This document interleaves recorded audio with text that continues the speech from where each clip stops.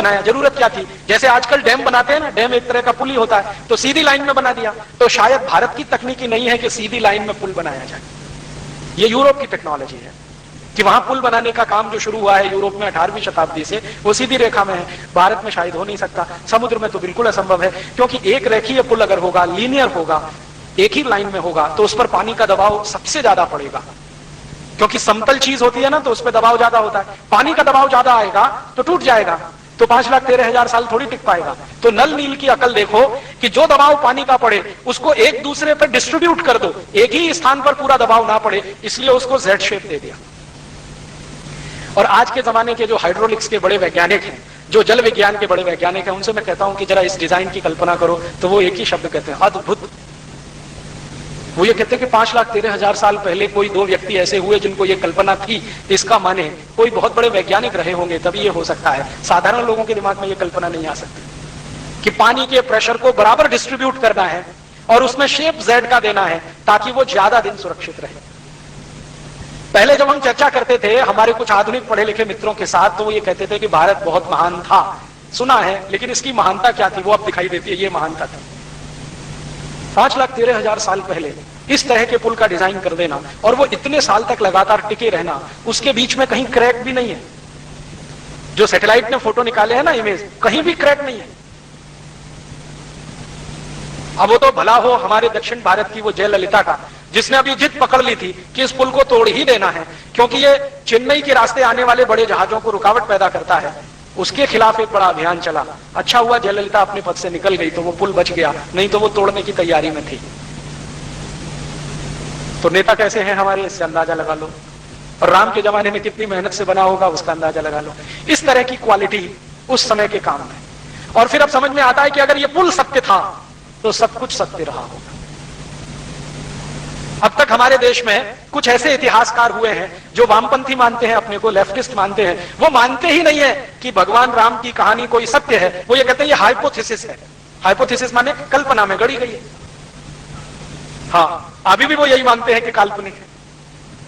और अभी ये जो पुल का हो जाना और उसके समय का वही निकल के आना जो राम का समय है, अब ये सिद्ध कर देता है कि ये सत्य है, इसमें काल्पनिकता कुछ नहीं।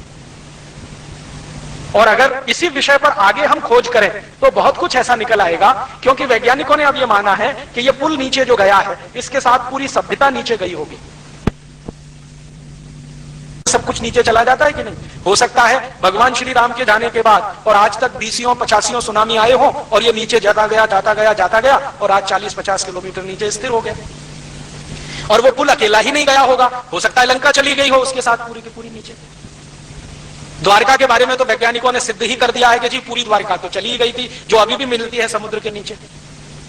तो हो सकता है लंका भी चली गई हो, क्योंकि सुनामी आने के पहले तो मेरी भी कल्पना काम नहीं करती थी कि ये नीचे गई कैसे होगी। लेकिन जो सुनामी में मैंने मेरी आंखों से देखा है, 20-20 मंजिल बिल्डिंग नीचे चली गई, तो ये भी चला गया होगा।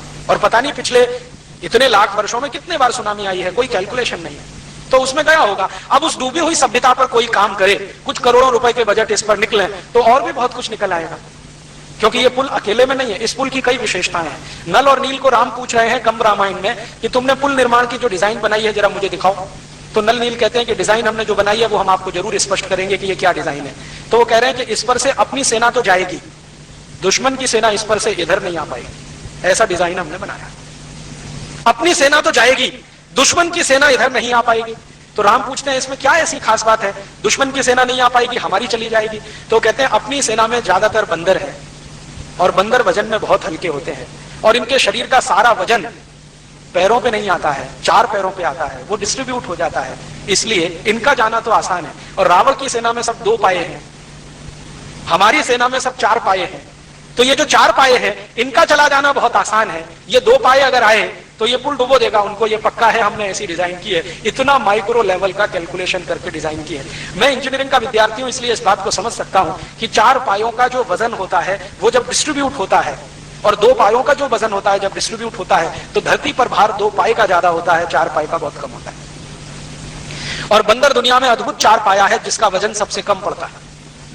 बंदर के अलावा जितने 4 पाए हैं, जैसे शेर है, चीता है, बब्बर शेर है, भालू है, इनका वजन बहुत बहुत है, कई गुना ज्यादा है। तो आप कहेंगे बंदर का साइज भी तो कम है। बंदर के साइज के जितने 4 पाए हैं उनका भी वजन धरती पे बहुत पड़ता है। बंदर अकेले का नहीं पड़ता। क्यों?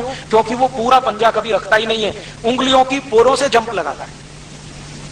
कहीं से कूदेगा, उंगलियां टिकाएगा, पूरा पंजा नहीं रखता, ऐसे टिकाएगा फिर तुरंत जंप कर देगा और उसमें लगातार क्षमता है जंप करते रहने की। तो वो कह रहे हैं कि हमारी सेना में तो ये बंदर बानर ज्यादा है, आप चिंता मत करो, ये पार जाएंगे, लेकिन उधर से वो आएंगे डूब जाएंगे। ऐसी डिजाइन हमने तैयार की। फिर पूछ रहे हैं दूसरी विशेषता बताओ इसकी। तो दूसरी विशेषता यह है कि अगर ये पुल बनेगा तो जब तक आप नहीं कहेंगे तब तक ये टूटेगा नहीं। तो कह रहे हैं मेरे कहने से मतलब, उन्होंने कहा आपके जो बाण है ना, उनमें एक ही बाण ऐसा है जो इसको तोड़ने की शक्ति रखता है, बाकी ये किसी से टूटने वाला नहीं। वो जब तक आप नहीं चलाएंगे ये टूटने वाला नहीं। तो पूछ रहे हैं क्यों? तो उन्होंने कहा हमने जो केमिकल लगाया है इसमें, वो ये कैलकुलेशन करके लगाया है कि उसका रिएक्शन राम के बाण से ही हो, बाकी किसी बाण से ना हो। तो खोज कर ऐसा केमिकल लाए हैं। और आप जानते हैं कि बाण के सामने जो तीर की नोक होती है उसमें केमिकल लगा के ही चलाए जाते हैं। तो उनको मालूम है नल नील को कि राम के बाण में किस तरह के केमिकल है, तो पुल में कौन से केमिकल इस्तेमाल करने हैं, कौन से नहीं करने हैं, किसको छोड़ देना है, किसको रख लेना है, इस कैलकुलेशन से पुल है। फिर वो कहते हैं कि हाँ हम इस पुल से जाएंगे और वापस जब आएंगे तो ये कितने दिन टिकने वाला है? तो उन्होंने कहा जब तक आप चाहें तब तक। आप अगर चाहेंगे तो हम लौटते ही इसको नाश कर देंगे, आप चाहेंगे तो थोड़े दिन टिकेगा। आप विभीषण को बोल के जाओ और वो बाण इसको दे के जाओ, जब इसको मन आए वो चला दे, वो टूट जाएगा।